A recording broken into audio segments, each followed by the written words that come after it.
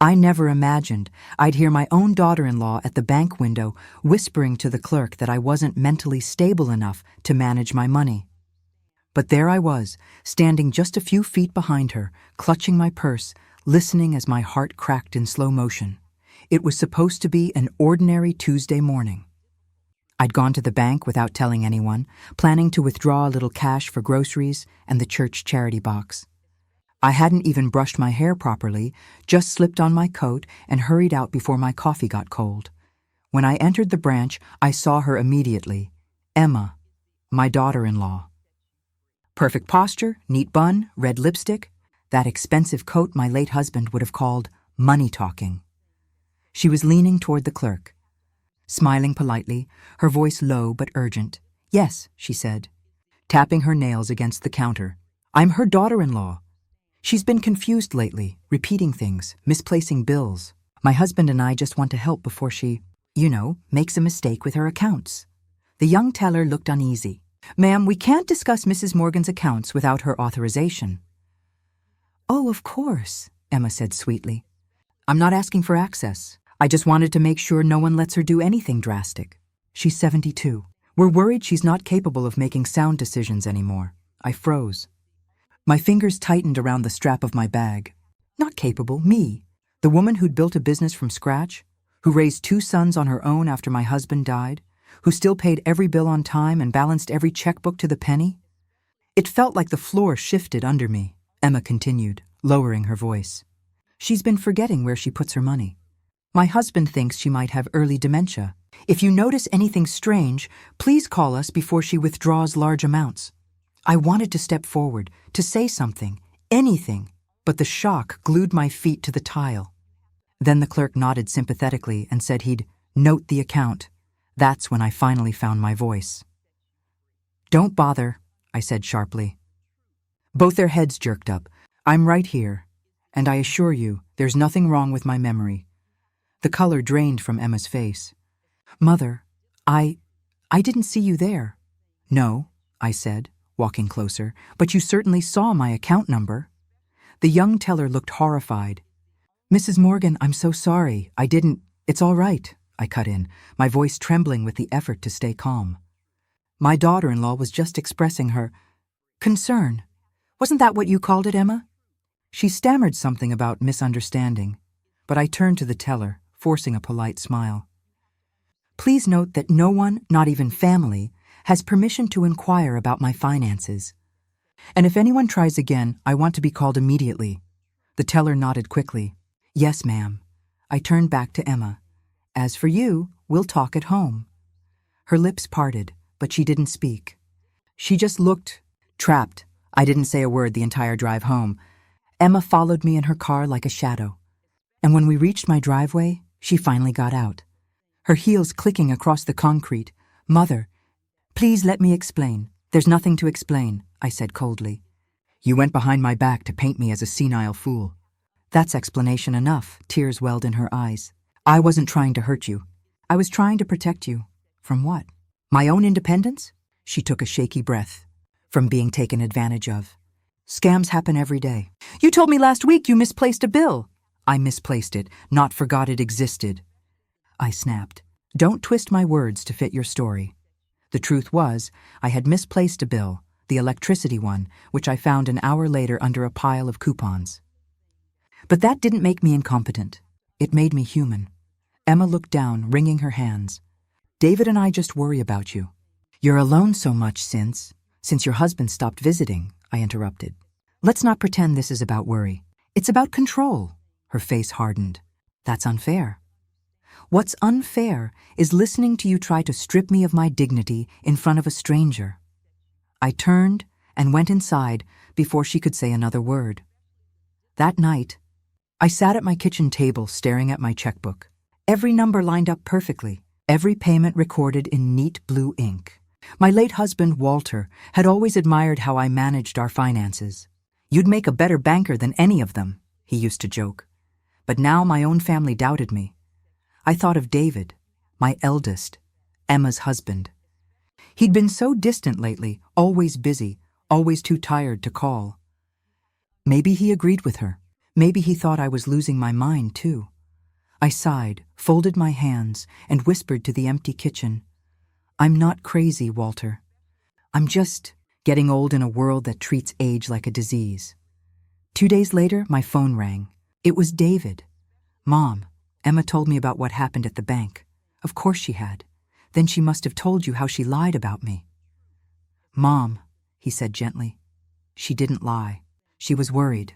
The teller called us after you left, said you seemed upset, that you forgot your PIN twice before entering it. My jaw tightened. Because I was shaking from anger, not confusion. Still, he said, maybe it's time you let us help manage your finances. Just until things settle. Things are settled, I said through gritted teeth. I've managed fine for 72 years. I don't need babysitting. There was a pause. Mom, I'm not trying to offend you, but if you keep resisting, we might have to get a legal advisor involved. It's for your protection. The words hit me like ice water. Legal advisor. That meant guardianship. Are you hearing yourself? I whispered. You'd rather take away my freedom than believe I'm still capable.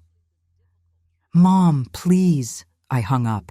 The sound of the receiver slamming down echoed through the house. I pressed my palms against the counter, shaking. For the first time in my life, I felt truly invisible. That night, I couldn't sleep. I kept replaying every word I'd heard at the bank. She's not capable. She's confused. Early dementia. And then, somewhere between midnight and dawn, a memory surfaced. Something my husband had once told me, years before he passed. If anyone ever tries to control you. Margaret, remember the safe deposit box at the bank? The one I told you about before the surgery. There's proof in there of everything that belongs to you. Proof. I sat up straight in bed. I hadn't opened that box in more than 10 years. But suddenly, I knew I needed to, before someone else tried to protect me from my own life. The next morning, I stood outside the bank again, this time with a purpose sharper than any humiliation I'd ever felt. The same place that had witnessed my embarrassment was about to witness my awakening. I wore Walter's old coat, the one that still smelled faintly of his aftershave, and carried the small brass key he'd given me before his heart surgery 12 years ago. In case something happens to me, he'd said back then. Something had happened. He'd never made it home from the hospital. I'd tucked the key away in my jewelry box ever since. Now it felt like that key was burning a hole through my palm. Inside the bank, the young teller from before looked startled to see me again. Mrs. Morgan, good morning. Morning, I said firmly. I'm here to open my husband's old safe deposit box. Walter Morgan, box 1287. She hesitated. Do you have the key? I held it up between 2 fingers. And identification? I slid my ID across the counter. She typed something into her computer, her eyes darting across the screen. Then she smiled nervously. Everything's in order. Right this way, ma'am. She led me down a narrow hallway lined with little metal doors. My footsteps echoed off the cold floor. She stopped at the end, inserted her master key alongside mine, and twisted. The lock clicked open. I took a deep breath. My hands trembled slightly as I lifted the box from its slot and carried it to the small private booth they'd provided. The lid was heavy, the kind that sticks after years of being untouched. When I finally pried it open, a faint scent of old paper and metal drifted out. Inside were only 3 things. A manila envelope with my name written in Walter's handwriting, a small velvet pouch tied with twine, a folded letter sealed with wax. My heart pounded. I opened the envelope first. Inside were property documents, our home deed, the bakery lease we'd once owned, and something else I didn't recognize. A legal-looking form titled Irrevocable Living Trust. I squinted, reading the text aloud in a whisper. Beneficiary, Margaret Morgan. Contingent beneficiary, David Morgan. That wasn't what shocked me. It was the next line. Executor rights restricted to direct descendants only, not spouses by marriage. Emma's name wasn't anywhere on it. My throat tightened. All this time she'd been cozying up to my bank account, trying to get power over me, when the truth was, she couldn't. Legally, everything was sealed away under my and David's names. But why hadn't I remembered this document before? Walter must have done it intentionally. He'd always been cautious. Maybe he knew someday someone might try to take advantage of me.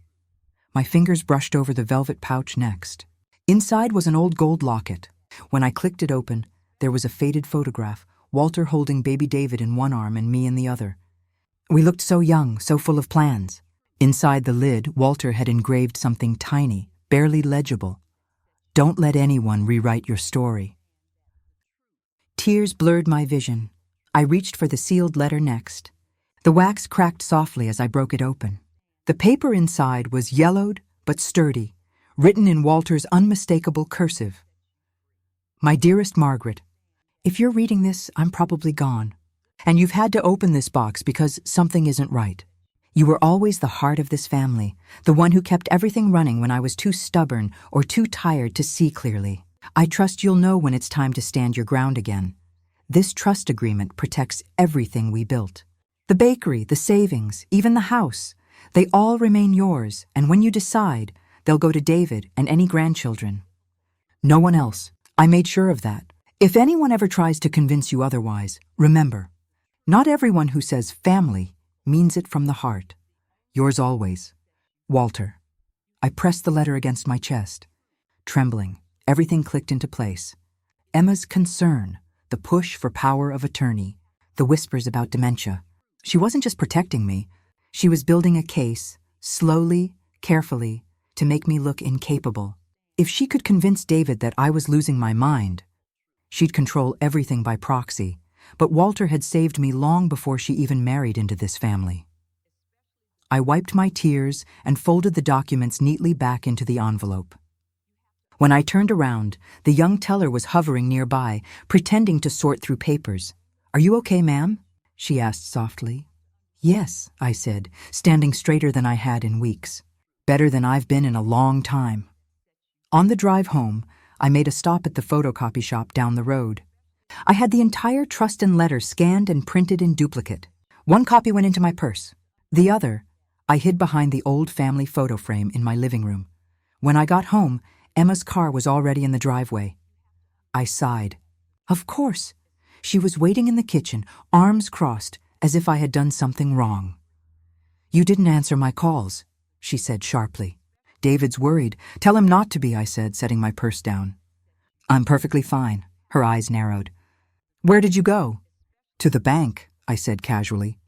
"I needed to check something." Her expression faltered. "The bank? Why?" "Oh, you know me," I said, opening the fridge. "Sometimes I just like to make sure I still remember where my money is." Her lips tightened. "Mother." "Don't call me that," I said evenly, turning to face her. "You've already tried to convince half the town I'm senile. Let's not pretend this is about affection." She flinched. "That's not fair." "What's not fair is watching someone I let into my family plot against me while pretending it's out of love." Her cheeks flushed. "I don't know what you think you heard, but you're making this worse than it is." "I heard enough," I said, stepping closer. "And I found something today that makes your little act useless. My husband made sure no one could touch what's mine." Emma blinked, clearly caught off guard. "What do you mean?" I smiled faintly. "Let's just say Walter was smarter than both of us combined." She looked like she wanted to ask more, but something in my expression must have told her not to push it. She grabbed her purse and muttered, "I'll talk to David," before walking out the door. When the door clicked shut behind her, I exhaled slowly. My knees felt weak, but my heart, for the first time in months, felt strong. I sat by the window, watching her drive away, and whispered, "Walter, you always said I'd find my way through the storm." I think this is the start. Outside, the afternoon light spilled across the street, golden and calm, but deep down, I knew this wasn't over. If Emma was desperate enough to call me crazy once, she'd try something worse next, and I would be ready. 2 days passed before I heard anything from Emma or David. The silence felt almost rehearsed. I spent the mornings watering the geraniums by the porch, keeping myself busy baking pies I didn't want to eat. Every creak in the house, every ring of the phone made my heart twitch, but I reminded myself that fear had no home here anymore. It was Thursday morning when I finally saw Emma's car slow roll past the house. She didn't stop. She just stared at my front door and kept driving. It wasn't curiosity on her face. It was calculation. The kind of look a predator gives when testing the cage's strength. By noon, I decided to go out. I wasn't going to sit around waiting for another ambush. I tucked Walter's letter into my purse like armor and headed for the town library. "Mrs. Morgan," called a familiar voice from behind the front desk. It was Lila, the librarian who'd known Walter and me since before David was born. "You haven't been around in ages." "I needed to check something," I said, smiling faintly. "Do you still have those public law records on probate and trusts?" Lila raised an eyebrow. "Planning to become a lawyer at 68? "Something like that," I said. For the next hour, I pored over legal references until my back ached. Everything in Walter's document was airtight. It wasn't just a trust. It was designed to prevent exactly what Emma had tried to do. A clause at the bottom even stated that if anyone contested the trust, they'd automatically lose any inheritance. Walter had really thought of everything. As I was packing up, Lila leaned over and whispered, "You might want to know. I saw Emma at Carter and Bloomlaw last week. She was with that slick attorney, the one who handled old Mr. Nichols's estate mess." I froze. "Are you sure?" "Positive. She dropped Walter's name more than once while she waited." My stomach tightened. So she was trying to find a loophole. "Thank you, Lila," I said quietly. On my way out, I called my old friend Harold, Walter's fishing buddy who had recently retired from the county clerk's office. "Harold, it's Margaret. I need a small favor," he chuckled. "For you, anything. What's wrong?" "I think my daughter-in-law is trying to contest Walter's trust. Could you find out if any inquiry's been filed under our name?" A pause, then a low whistle. "You always said she had sharp nails under those manicured hands." "Give me till tomorrow, Maggie. I'll check the system quietly." I thanked him and hung up. That evening, I sat by the kitchen window as the sunset bled orange over the hills. I heard tires crunching on gravel. David's car pulled into the driveway. When he stepped out, I could tell immediately something was off. His jaw was tight, his shoulders hunched like he was carrying the world's guilt. He came in and hugged me stiffly. "Hi, Mom. Hi, sweetheart. Dinner?" He shook his head. "I just came to talk." We sat at the table where I used to feed him oatmeal and orange juice before school. The smell of the wood still carried those memories, and it hurt. He looked at me seriously. "Emma told me you've been going through Dad's old bank things." "Yes. She said you're getting paranoid, that you think she's trying to steal from you." I kept my voice calm. "And what do you think, David?" He hesitated. "I think grief makes people imagine things. You've been alone since Dad passed. Maybe you misunderstood her intentions." I laughed softly, not out of joy, but disbelief. "She's very good, isn't she?" "Always the victim." "Mom, she told people at the bank I was mentally unfit. She was trying to file power of attorney behind your back. I found out because your father protected us years ago. He left a trust, David, a legal signed trust that ensures everything goes where he intended." He blinked. "A trust? I didn't know about that." "I didn't either. Until yesterday," David rubbed his temples. "Mom, I wish you'd told me sooner. Emma shouldn't have gone behind your back, but maybe she thought—" "Stop protecting her," I said, my voice sharper than I intended. "Every excuse you make for her cuts another piece of this family away." "You think I don't see it?" He fell silent. For the first time, I saw him not as my little boy, but as a man trapped between loyalty and denial. Finally, he sighed. "Okay, let me see this trust tomorrow. I'll talk to her after that." That was enough for now. The next morning, Harold called early. "Maggie, you were right. Emma's lawyer filed an intent to petition for mental evaluation. It's the first step to challenge capacity. If approved, they can argue you weren't sound enough to handle finances." My blood ran cold. "So she wants the court to declare me incompetent?" "Exactly. But the good news is she doesn't have evidence yet. It's all preliminary." I hung up, my heart hammering. I called my doctor, Dr. Langford, who had known me for 20 years. "Doc, I need a full cognitive exam." "Today, if possible," he chuckled. "That's an odd request, Maggie." "It's important," I said. "Please." By afternoon, I had the results. Not just normal, but exceptionally sharp for her age. I made him print 3 copies, each stamped and signed. When I got home, Emma's car was parked in front again. She was waiting in the living room, scrolling through her phone like she owned the place. I walked in quietly and set the folder on the table. If you're planning to make me look senile, you'll have to explain this. She looked up, startled. What's that? An official medical evaluation. Apparently, I'm more mentally fit than most of your generation who can't hold a conversation without a screen. Her jaw clenched. You're exaggerating everything. No, Emma, I said, voice steady. You are. But don't worry. When the time comes, I'll let your lawyer see this. After all, the truth should never be hidden. For a split second, I saw panic flicker in her eyes. Then she tried to regain control. David won't believe you. Then I'll let him read Walter's letter. She went pale. Good night, Emma. I walked upstairs, leaving her speechless in the living room. That night, I couldn't sleep.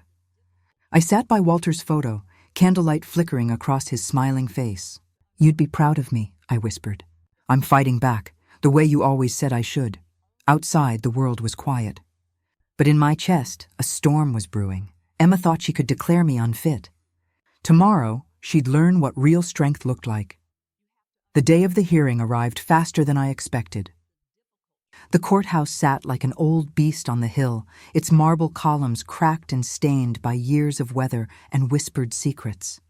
I hadn't been there since Walter's probate hearing 25 years ago, back when life still had warmth and laughter. Now, as I stood under the gray morning sky, I felt like I was walking into the lion's den.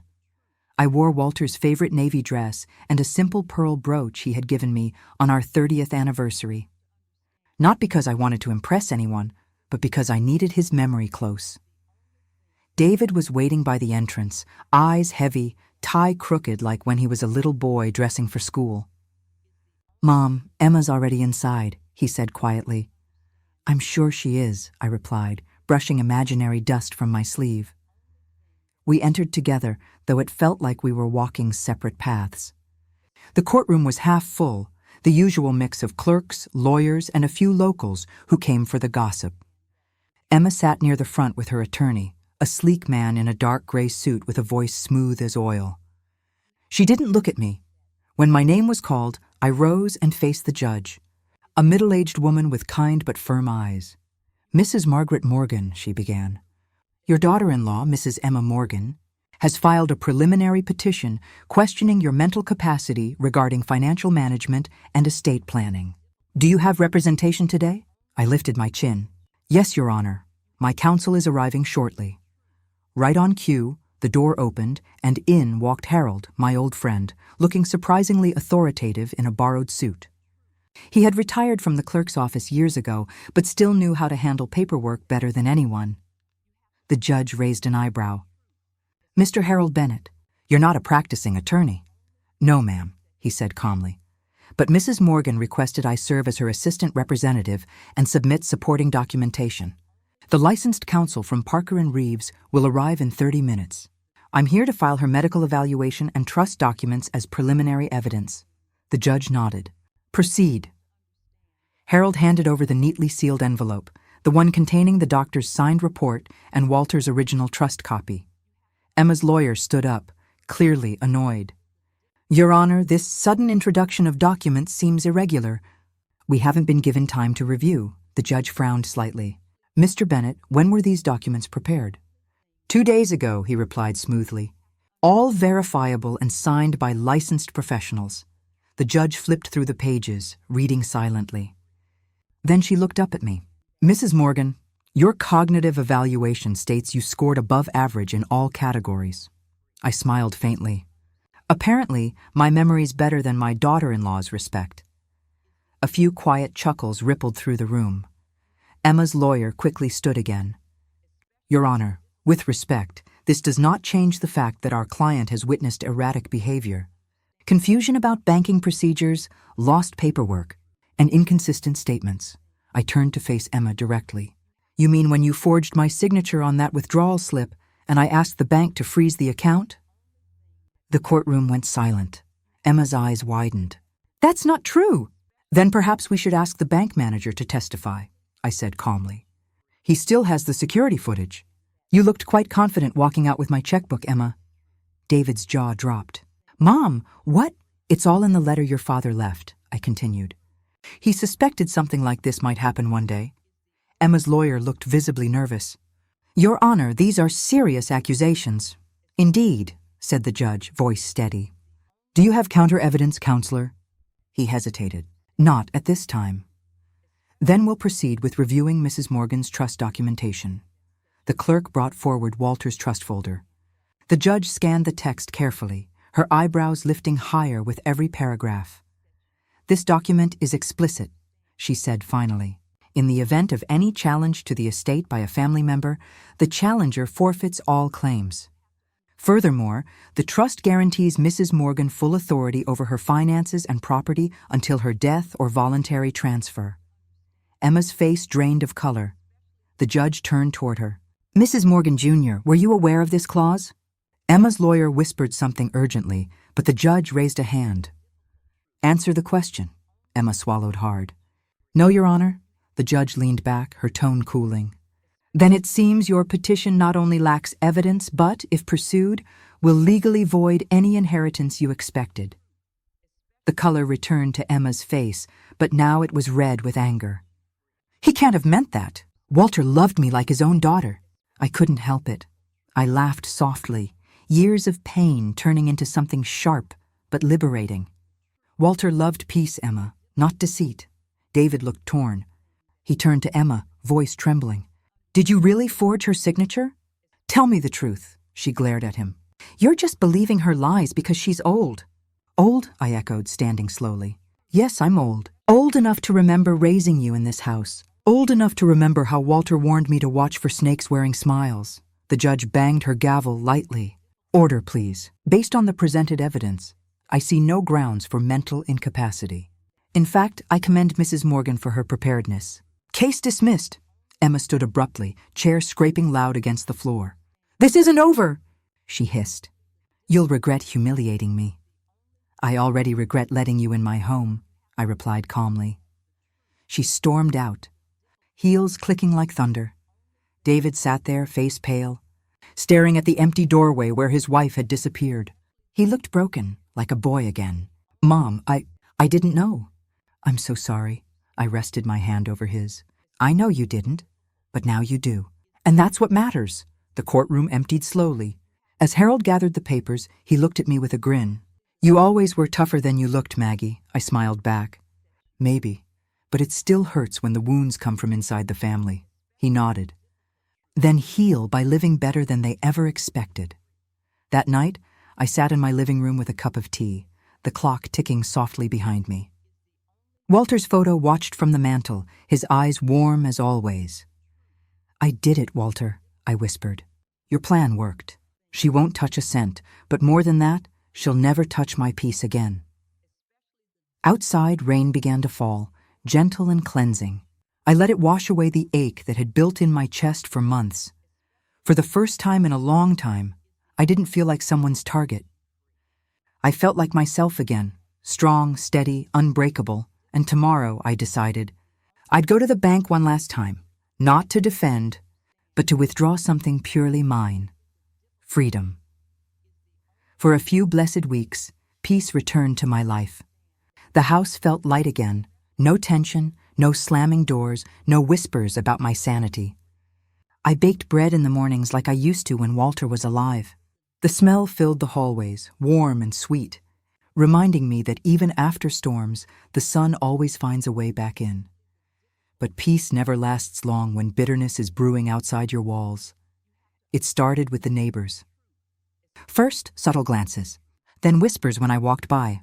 I caught Mrs. Carter pausing her gardening just to stare as I fetched the mail.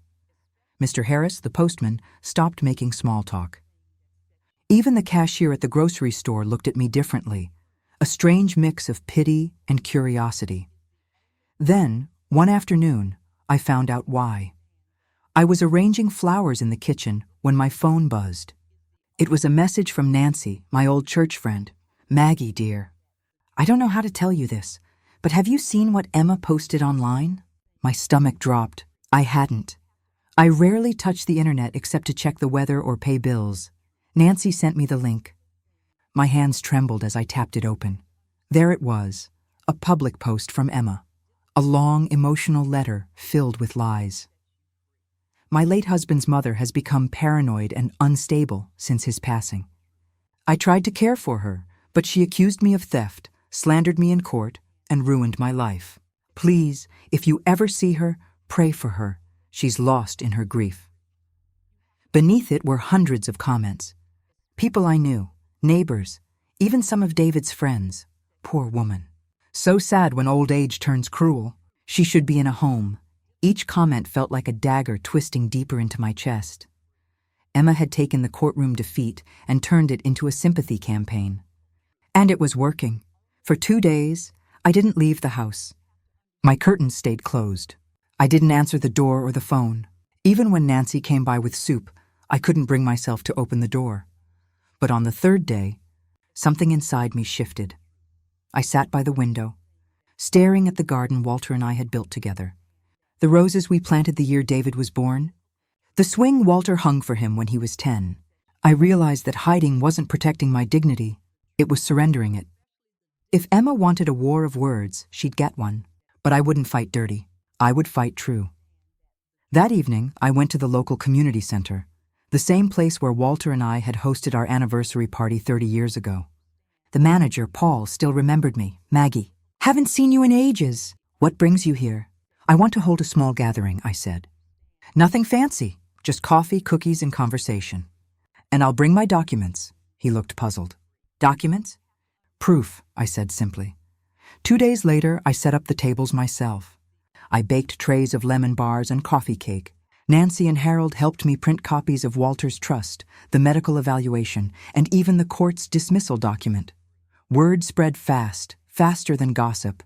When people smell drama wrapped in baked goods, they always show up. By the time I arrived with the last tray of cookies, more than 50 people were there. I could see them whispering already. Emma's post had poisoned their minds. I took the microphone with shaking hands.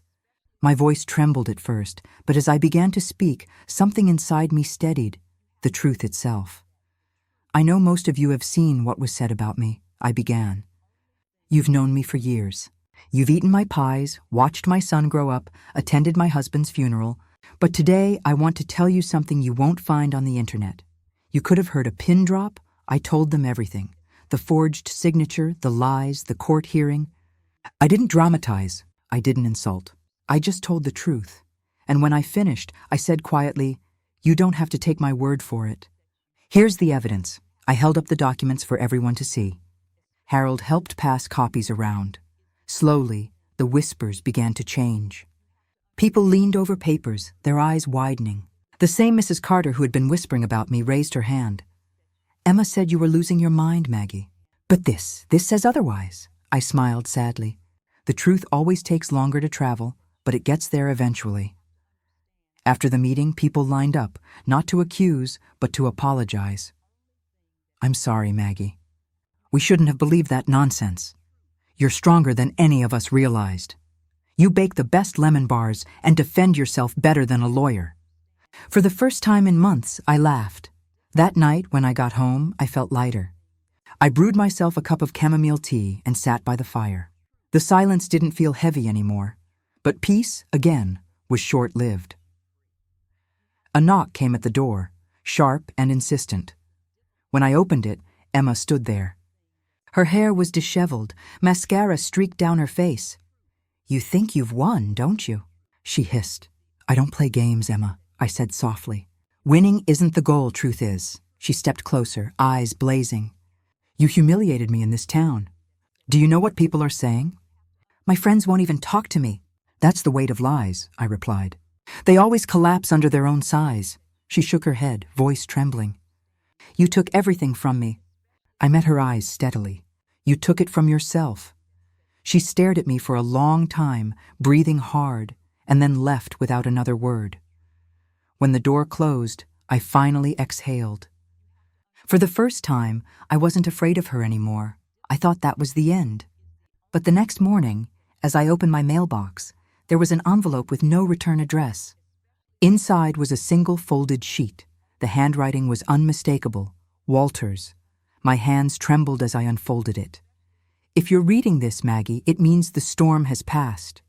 You'll know which storm I mean. Remember, Truth doesn't need a voice as loud as lies, just one steady heart to carry it. The rest will follow. Tears welled in my eyes. After all this time, Walter had already known. He always did. I pressed the letter to my chest, whispering, "It's over, Walter. Finally." Outside, the morning light touched the garden, glinting off the swing's chains. The roses swayed gently, peaceful, alive, unbroken. And for the first time since David's death, I smiled without pain. For almost a month after the confrontation, Emma disappeared. No calls, no sudden visits, no gossip making its way back to my porch. For the first time in a long while, the air around my house felt calm. I could finally hear the quiet again. The wind through the trees, the hum of the old refrigerator, the tick of the clock Walter had fixed years ago. I told myself it was over, that she had moved on and found another target for her bitterness. I should have known better. It started with a letter from the county office, a notice informing me that my property taxes had not been paid for 2 years. 2 years? That was impossible. I'd been paying every bill on time. I went straight to the tax office the next morning, the letter clutched tightly in my hand. The clerk, a young man with glasses too big for his face, looked up my records. Says here the payments were stopped after Mr. Walter Reynolds' death." "What do you mean, stopped?" I asked, trying to stay calm. He turned his screen toward me. "See? Someone canceled the auto-pay authorization connected to the joint account. You'll need to settle the balance immediately or face a lien on your property." My stomach twisted. The joint account Walter and I had both signed for that years ago. After his death, I'd switched everything to my name, or so I thought. Who could have canceled it? I whispered. The clerk shrugged. "Only a signatory could. But since this change was processed 6 months ago, I'll need you to talk to the legal department." 6 months ago. That was right around the time Emma had been trying to get me declared mentally unfit. It didn't take a genius to see the connection.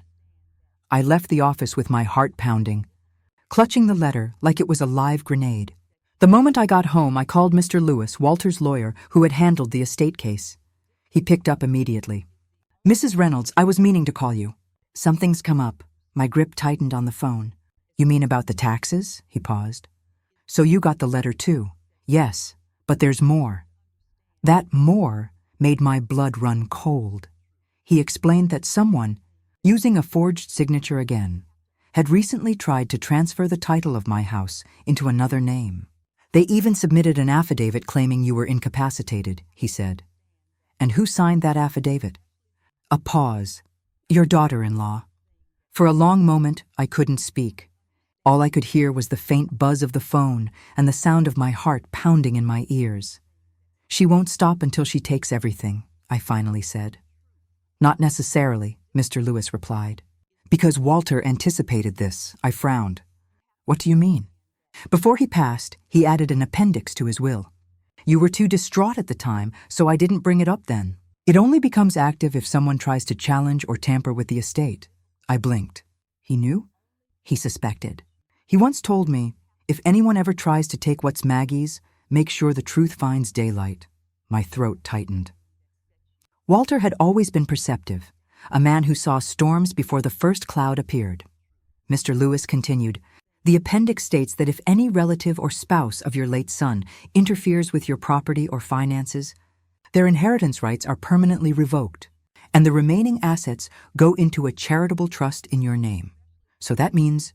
It means Emma has legally disinherited herself." I sat back, my knees suddenly weak. Walter had protected me, even from beyond the grave. That evening, I sat at the table with a cup of coffee, staring at the flames flickering in the fireplace. My anger had been replaced by a deep, bittersweet sadness. I didn't want revenge. I wanted peace. But peace never came easy when lies were still lurking in the dark. The next morning, I found out Emma had filed a complaint against me, again. This time claiming I was falsifying documents and harassing her through public defamation. When the sheriff came to deliver the notice, he looked almost embarrassed. "I'm sorry, ma'am." "Just procedure," I nodded, taking the papers. "Thank you, officer." But instead of feeling fear, I felt something different this time, calm determination. At the hearing 2 weeks later, Emma walked into the courthouse, looking nothing like the woman who used to be part of my family. Her once carefully styled hair was limp. Her eyes darted nervously around the room. When she saw me sitting there with Mr. Lewis, she smirked, but it was hollow, like she knew she was losing ground. The judge began. Mrs. Reynolds, the court has received multiple claims from Ms. Emma Reynolds regarding your alleged misconduct. Do you have anything to say before we proceed? I stood slowly, meeting the judge's gaze. Your Honor, my husband left a final directive. I have it here. I handed the envelope to Mr. Lewis, who placed it on the desk. This document outlines conditions of the estate and includes a clause directly related to any future interference. The judge scanned it, then raised an eyebrow. Is this verified? Yes, Your Honor. Filed with the notary on June 17th, 3 weeks before Mr. Reynolds' passing. Emma's face went pale. The judge continued reading, then looked up. It states that any attempt to undermine Mrs. Reynolds' ownership or competency will automatically result in forfeiture of inheritance privileges. Ms. Reynolds, that includes you. Emma stood up suddenly. That's not fair! He never told me about this. The judge's tone hardened. Sit down, Ms. Reynolds. You filed 3 false claims in less than a year. Consider this your final warning. I sat quietly, watching her crumble. When the gavel finally hit the desk, the decision was clear. Every one of her claims dismissed. Her name removed from any financial right to Walter's estate, and a formal restraining order placed against her. As we walked out, Emma brushed past me, her voice trembling with fury. You'll regret this, old woman. I turned to her, meeting her eyes. No, Emma, I'll finally sleep in peace, and I did. That night, for the first time since David's funeral, I slept without waking up in the middle of the night. No nightmares, no knocking, no whispers from the shadows. The next morning, I stepped outside and saw the mailman walking up the driveway. He smiled, a genuine smile this time. Good to see you again, Mrs. Reynolds. Folks around town are talking about your strength. Said you stood up in court like a lioness. I laughed softly. Oh, I don't know about that. Maybe just a tired woman who's had enough. He nodded. Still, we could all learn something from you. After he left, I stood there for a moment, letting the breeze brush through my hair. The world finally felt quiet, not empty, just peaceful. And as I looked toward the garden Walter and I had built together, I realized something he'd once said was finally true. Truth doesn't roar. It just stands. I smiled, whispered, "Thank you, Walter," and went back inside. The phone rang not long after. It was Mr. Lewis again. Mrs. Reynolds, the charitable trust is officially in your name now. It's called the Walter and Margaret Foundation. It's going to help elderly people protect their homes from fraud. I felt tears gather in my eyes. He always wanted to help people, I said softly, and now he still will, through you. I looked out at the morning sun warming the roses. After everything I'd lost, I realized I hadn't been left with nothing. I still had Walter's legacy, my dignity, and the strength to start again. For a while, I thought that chapter of my life was closed. The court case, the humiliation Emma brought on herself, even the way the neighbors slowly stopped whispering when I walked by. It all felt like the dust was finally settling. I poured myself into the foundation Walter had set up. Helping others reminded me that strength wasn't about fighting. It was about standing tall when life tried to fold you. Every Tuesday morning, I'd visit the senior center and help people fill out forms to protect their pensions. It gave me purpose, something that grief couldn't take away. But deep down, I knew peace around Emma never lasted long. People like her didn't stop, they just changed tactics. It began one Thursday afternoon. I received a call from a woman named Mrs. Hayes, a realtor I knew from town. Her voice was trembling. "Margaret, I need to ask, are you selling your house?" I almost dropped the phone. "Of course not. Why would you ask that?" She hesitated. "Because I received an inquiry from a man claiming to represent you. He had documents, notarized ones, authorizing the sale of your home. He even said part of the proceeds would go to a charitable foundation under your name." My stomach turned. "Did the name on the papers say Emma Reynolds?" Mrs. Hayes gasped. "Yes." "How did you—" "I'll be there in 10 minutes, I said, hanging up. When I reached her office, Mrs. Hayes showed me the documents. They looked disturbingly authentic. My signature, my address, even a letter that appeared to be from Mr. Lewis's law firm. But one look told me it was all fake. The signature was too smooth, too neat. Walter used to joke that my real signature looked like it had survived a hurricane. She's forging legal documents again, I said bitterly. But this time she's not just after money. She's trying to destroy my name, Mrs. Hayes sighed. Margaret, should I call the police? I shook my head slowly. Not yet. Let's make sure she walks into her own trap first. That night I met with Mr. Lewis and we decided to set up a sting. He contacted an old friend in the district attorney's office, who agreed to keep an eye on any property transaction that mentioned my name or the foundation. She won't see this coming, Mr. Lewis said, a hint of pride in his voice. 2 weeks later, Emma resurfaced. Word around town was that she'd started a charitable investment group, claiming to expand the Walter and Margaret Foundation internationally.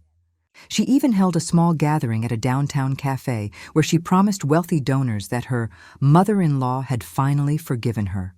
She was smart, too smart for her own good. She'd learned to mimic my voice over email, copy my tone, even use the foundation's official logo. But arrogance is always louder than caution. At that cafe meeting, one of the guests she invited happened to be a young lawyer from the DA's office. He recorded everything. Mrs. Reynolds, he asked during her pitch, if your foundation is registered as a nonprofit, shouldn't donations go directly to the organization instead of a private account? Emma had smiled smoothly. Of course. But we're still transitioning. My mother-in-law insisted we use a holding account for now. That one sentence sealed her fate. The following week, federal investigators raided her rented office downtown. She had collected nearly $90,000 in donations. Every cent was sitting in her personal checking account. When they brought her in for questioning, she broke down and blamed me, said I'd forced her into it, that I was manipulating her through guilt. The officers had heard it all before, and when they played the cafe recording, her story crumbled. Mr. Lewis called me that night. It's over, Margaret. She's been charged with fraud and forgery. I sat silently for a moment, processing the news. I didn't want her to end up in jail, I whispered. I just wanted her to stop. She made her own choices, he replied softly. Weeks passed. Emma's trial was public. The same reporters who once hinted that I was unstable now wrote headlines about a daughter-in-law's greed and how an elderly widow outsmarted a family fraud. The day the verdict came in, I sat quietly in my kitchen with a cup of tea. The news anchor's voice was calm but firm. Emma Reynolds, found guilty on all counts of fraud, forgery, and identity theft, has been sentenced to 6 years in prison with no possibility of early release. I didn't cheer. I didn't smile. I just closed my eyes and whispered, "May she finally find peace." Life after that was quieter. I continued running the foundation with Mr. Lewis and a few volunteers. Every time an elderly man or woman thanked me for helping them protect their savings, I felt Walter's presence beside me, that quiet, reassuring strength that had guided me through every storm.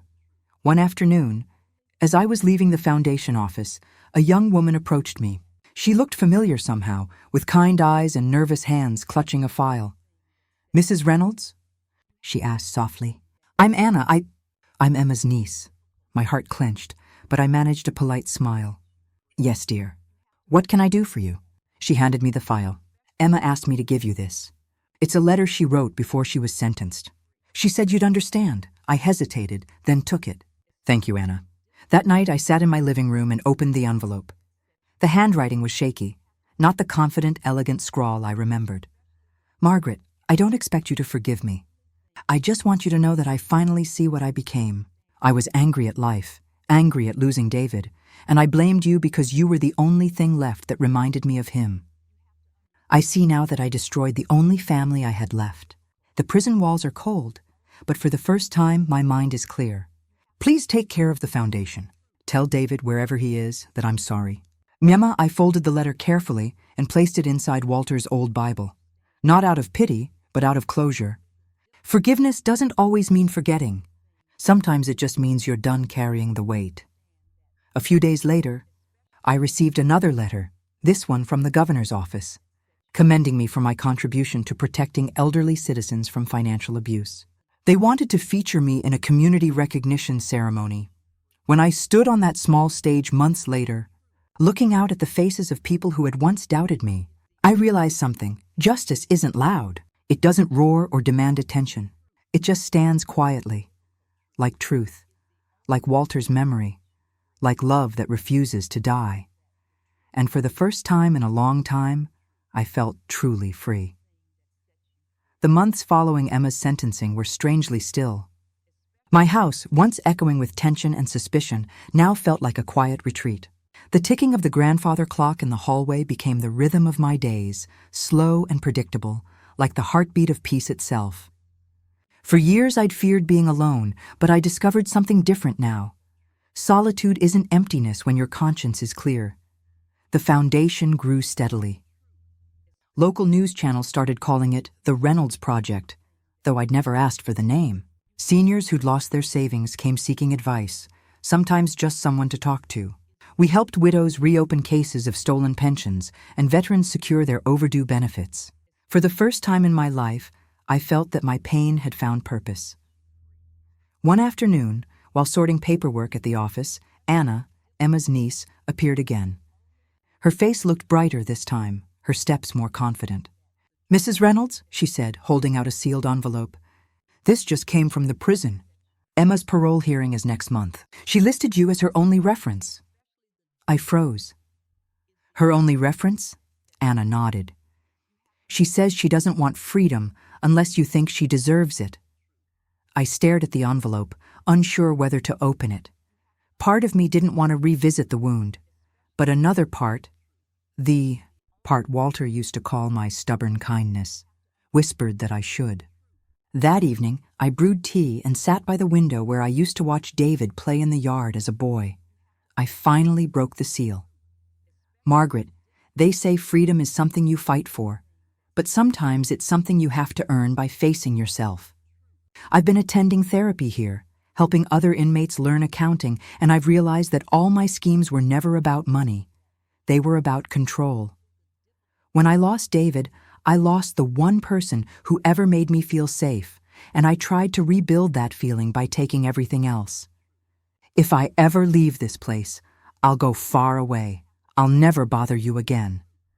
But I want you to know, I truly am sorry."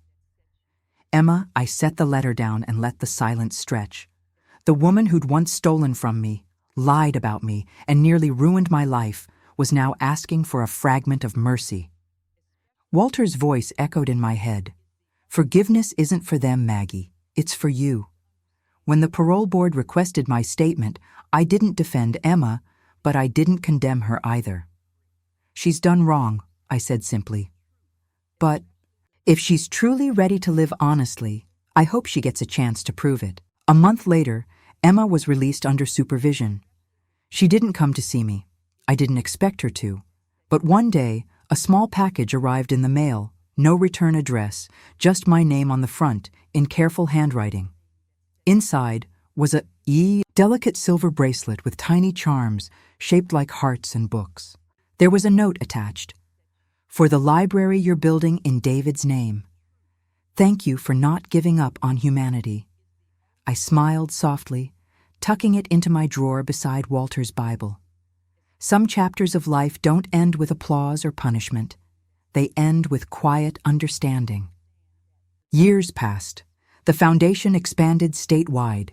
Anna became my assistant and eventually the new director. She had her aunt's intelligence, but her heart was untainted by greed.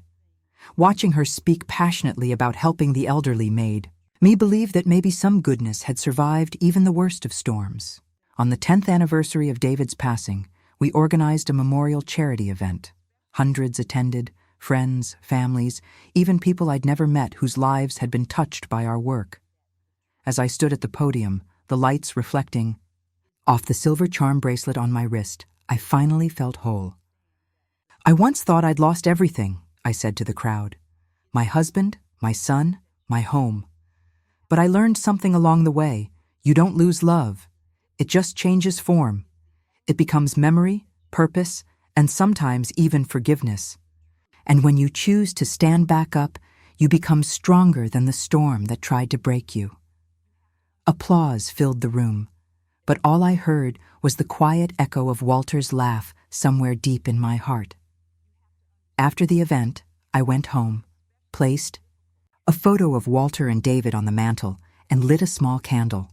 The flames flickered softly, illuminating their faces, one proud, one gentle. "You'd both be proud," I whispered. And maybe even Emma found her peace too. Outside, the evening breeze carried the faint sound of laughter from the neighbors' children. Life, in all its imperfect beauty, kept moving forward. And for once, I was content to simply watch it go by. A few days later, I sat on the porch with Anna, sipping lemonade as the sunset painted the sky. "You know," she said, smiling, "people in town still talk about you. They call you the woman who turned her pain into hope." I chuckled softly. "If that's what they remember me for, then I've lived well." She looked at me warmly. "What do you think happens next?" I glanced at the horizon, the fading light shimmering like gold dust. "Next, I think we just keep helping people, and maybe, once in a while, we let ourselves rest." Anna smiled. "You've earned it."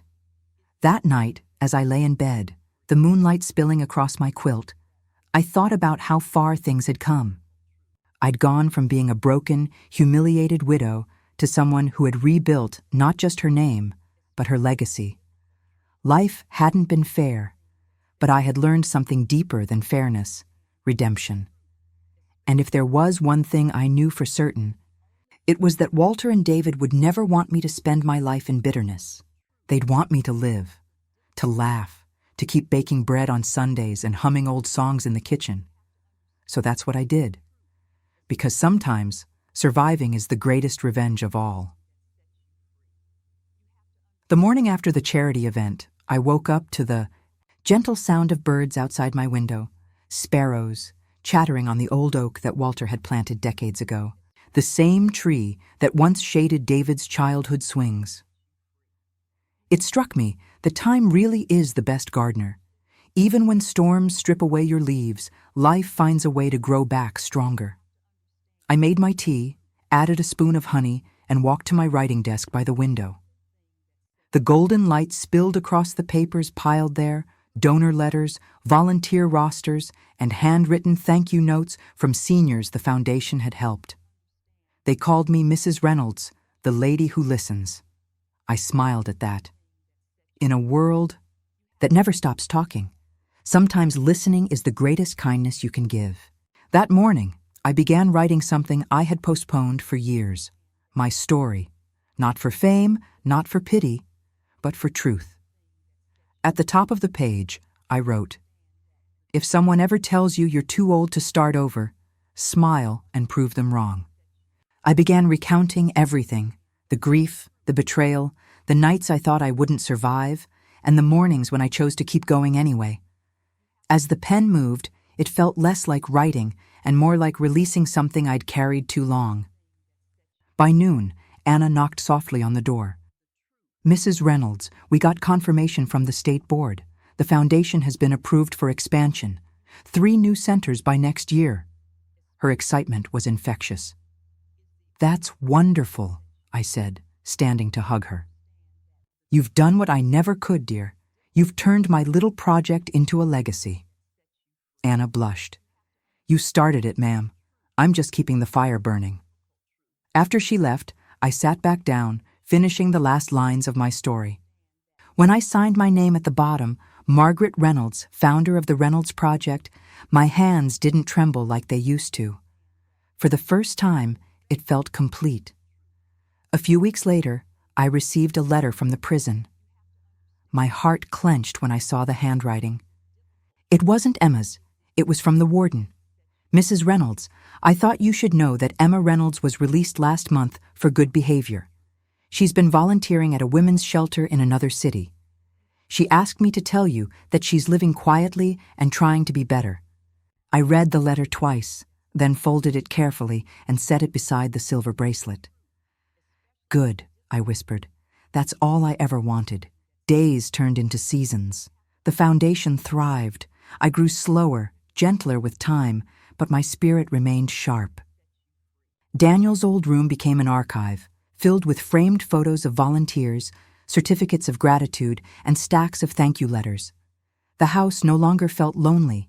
It felt lived in, filled with echoes of every life I'd touched. One cold winter night, while sipping tea by the fireplace, Anna dropped by unexpectedly with a man in his 30s, tall, polite, wearing a navy coat. "Mrs. Reynolds," she said cheerfully. "This is Michael. He's the new head of the youth outreach program. He wanted to meet you." I smiled warmly and gestured toward the armchair. "Welcome, Michael. Sit down, dear. You're joining quite the family." He smiled back, nervous but genuine. "It's an honor, ma'am. I've heard so much about you. My grandmother used to talk about how you helped her after she lost her pension. She said you gave her hope." His words hit me like a quiet wave. Not sadness, but fulfillment. The kind that fills the spaces grief once hollowed out. Later that night, after they left, I sat at my desk again. My old journal lay open. I took one of Walter's old fountain pens and began a final entry. To whoever finds this someday. If you're reading this, maybe life has disappointed you. Maybe you've lost someone you loved or been betrayed by those you trusted. Maybe you think the pain will never end, but I promise you, it does. Slowly, quietly, it fades. And in its place, something stronger grows. Something called wisdom. People may take your money, your peace, even your dignity. Don't let them take your kindness. Because when everything else burns down, kindness is the only thing that survives the ashes. Margaret Reynolds. When I finished, I sealed the letter and slipped it between the pages of the Foundation's charter, a place where future directors would find it one day. The years rolled gently by. My steps became slower. My hair turned white as snow, but my eyes, Walter used to say they held fire, never dimmed. On the anniversary of the Foundation's 15th year, I attended as guest of honor. I sat quietly, in the front row, while Anna gave a speech that made me laugh and cry in equal measure. "Everything you see here," she told the crowd, "exists because one woman refused to give up, even when the world tried to silence her. She turned betrayal into compassion, loss into hope. Mrs. Reynolds, we owe you everything." The hall erupted in applause. I stood slowly, waved, and said only 6 words into the microphone. I just did what love taught. And somehow, that was enough. That night, as I returned home, I paused by the old oak tree. Its branches swayed gently in the wind. I placed my hand on its rough bark and whispered, "Walter, David." We did it. In the months that followed, my health began to fade. Nothing dramatic, just the slow, natural settling of a long-lived soul. One evening, I left a note on my bedside table next to the silver bracelet and the letter from Emma. "If I don't wake up tomorrow, don't cry for me. I lived long enough to see light come from darkness, and that's more than most can ask for." The next morning, I didn't wake up. But I wasn't gone, not really. Years later, when Anna became the Foundation's chairwoman, she found my final letter in the charter. She framed it in the lobby, next to a photograph of Walter and me. Visitors often paused to read it, sometimes wiping a tear, sometimes smiling, and on quiet afternoons when the light hit the photo just right, it looked like Walter and I were still there, side by side, watching the next generation carry forward what love had built. Because love, I realized long ago, doesn't end when life does. It echoes forever. 10 years had passed since Margaret Reynolds' quiet passing. The oak tree she once spoke to had grown even taller, its branches heavy with spring blossoms. The house she'd lived in, the bakery she built beside it, and the small office that became the heart of the Reynolds Foundation were now part of a historical trust, preserved not for fame, but for remembrance. Anna, now in her mid-40s, walked through the front door one April morning carrying a folder marked Annual Memorial Ceremony. Every year on this day, the town gathered to celebrate Margaret's legacy, not as a saint, but as a survivor who turned her pain into purpose. She paused in the old sitting room. The sunlight streamed through lace curtains, dancing across Margaret's favorite armchair and the faint groove on the wooden floor where that chair had rocked thousands of times. The scent of lavender, still faintly embedded in the cushions, filled the air. "Good morning, Mrs. Reynolds," Anna said softly. "We're ready for another year." In the hall, a group of young volunteers were arranging framed letters and photos on display boards, the story of Margaret's life in photographs. The wedding picture with Walter, the smiling teenage David, the early days of the foundation, and finally, the now famous handwritten note, "People may take your peace, but never let them take your kindness." It had been reprinted in newspapers, quoted in speeches and shared on social media for years. To many, it wasn't just a quote, it was a rule for living. At exactly noon, the annual ceremony began at the community garden behind the house. The crowd was larger than ever. Dozens of families, journalists, foundation members, even state officials who credited the Reynolds Project for changing elder care laws. Anna stepped onto the small stage beneath the oak tree, her notes trembling in her hands, though not from fear, from emotion. Behind her stood a framed portrait of Margaret, her calm eyes seeming to meet everyone's gaze at once. 15 years ago, Anna began, I was a frightened woman who didn't believe in second chances, and then I met someone who taught me that broken things aren't meant to be thrown away. They're meant to be mended with love. A hush fell over the audience. Anna opened the folder and pulled out a letter, aged but carefully preserved in plastic. Before she passed, she continued, Mrs. Reynolds left this note for us. She asked that it be read not once, but every year, so we never forget. She unfolded the paper and began to read aloud. To those who carry my story forward. I was once a woman who thought her life had ended when she lost her family. But the truth is, that was only when it began. Pain has a strange way of becoming purpose if you let it. Forgiveness doesn't excuse the past. It simply releases its hold on your heart. If you ever feel small or forgotten, look for one good thing you can do for someone else. It doesn't matter if it's big. It matters that it's done with love. And when you do it, you'll realize something I wish I'd learned sooner. The only wealth that lasts is the kindness you give away. Be brave. Be gentle. Keep listening. Margaret, the crowd was silent. Even the wind seemed to pause between the branches above. Then came the quiet sniffles, the wiping of eyes, and the spontaneous applause that always followed those words, not loud or showy, but steady, grateful. After the ceremony, Anna sat beneath the oak, her speech notes still in her lap. A young reporter approached her, a girl barely in her 20s carrying a notepad and microphone. Ms. Johnson, she said respectfully, may I ask one question for the evening broadcast? Of course, Anna replied. What do you think Mrs. Reynolds would say if she saw all of this today? The foundation, the programs, the people she inspired. Anna looked up at the sunlight breaking through the leaves. For a moment, she could almost see Margaret sitting in that armchair again, a tea in hand, smiling with that calm, knowing grace. She'd probably just laugh and say she was never that important, Anna said finally. But she'd be proud that her pain didn't end with her. It turned into something that keeps helping people she never even met. That evening, when the crowd dispersed and the garden lights glowed softly, Anna stayed behind to lock up. As she turned off the porch light, she noticed something glittering under the oak tree. She bent down. It was the silver bracelet, one of the charms missing. She remembered the story. It had been a gift from Emma, the woman who once betrayed Margaret but later sought redemption.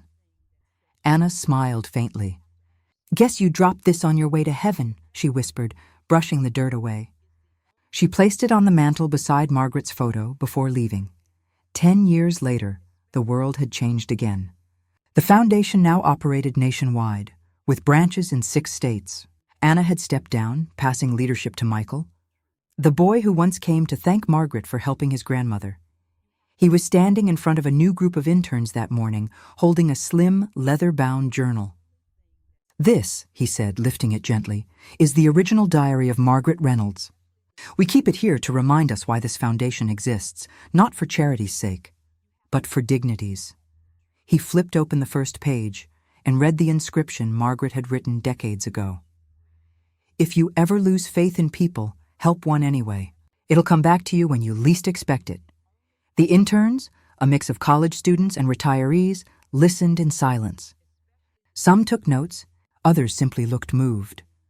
After the orientation, Michael went outside, the familiar oak now enormous, its trunk thick and gnarled with time. He placed a hand on the bark and whispered the same words Anna had once said, "We're ready for another year." A breeze rustled through the leaves, carrying the faintest scent of lavender, and if anyone had been standing close enough, they might have sworn they heard a woman's gentle laugh drifting through the air, the laugh of someone finally at peace. That night, under a calm sky dotted with stars, the lights of the foundation's main building glowed warm and steady. Inside the lobby, visitors still stopped to read the framed note on the wall. Some smiled, some cried, some whispered thank you to a name they'd never met, but somehow felt they knew. And outside, under the watchful branches of the old oak tree, the silver bracelet gleamed faintly in the moonlight. A promise kept, a kindness remembered, because long after names fade and houses crumble, stories remain. And Margaret's story, born of pain, shaped by courage, and carried by love, would keep echoing, quietly, endlessly, wherever someone chose to forgive instead of hate, to rebuild instead of break. And that was her true legacy.